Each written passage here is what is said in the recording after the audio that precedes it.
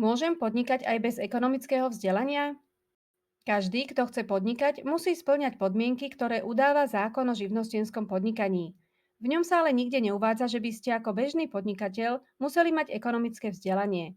Musíte byť len odborníkom na oblasť, v ktorej budete podnikať, no všeobecné ekonomické vzdelanie mať nemusíte.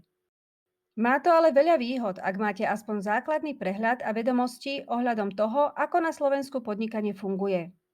Budete vedieť, aké sú vaše povinnosti voči štátu, budete rozumieť vašej účtovničke, budete vedieť plánovať vaše financie, budete sa vedieť rozhodovať a v neposlednom rade neurobíte chyby a vyhnete sa zbytočným pokutám.